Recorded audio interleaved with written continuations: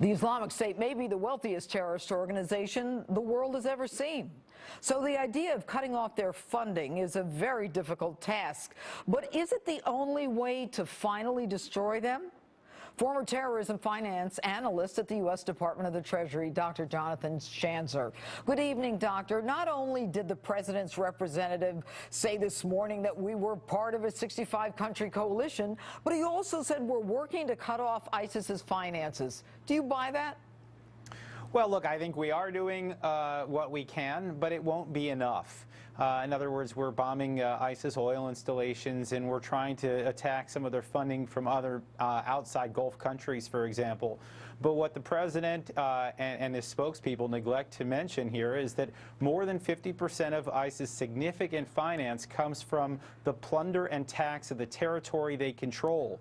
So that means the more territory they control, the more wealth they have. And the fact that we have not been able to push them back, that we haven't been able to take back a lot of that territory that they conquered, is the reason why ISIS has the money that it has today. Well, but you know, when you talk about the oil and, you know, is the oil fields, didn't it take us 15 months to start, you know, attacking and bombing the oil fields because of the petroleum infrastructure? It did, and there's a lot of concern, obviously, about what it might do to the oil markets. I also understand that there was concern about taking out civilians. Of course, I disagree with that greatly. I mean, what we have to do is we have to hit them where it hurts, and they may need to incur civilian casualties along the way.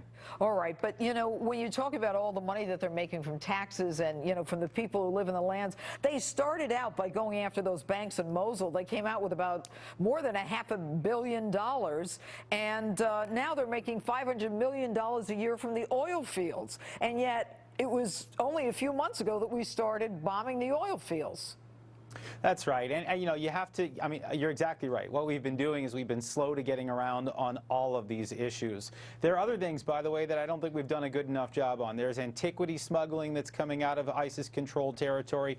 We're not cutting down on the Turks, who are actually buying a lot of the oil. That 565-mile border between Syria and Turkey is wide open, and this is a NATO ally of ours, and we have barely done anything to stop that. All right, Dr. Jonathan Schanzer, thanks so much for being with us this evening.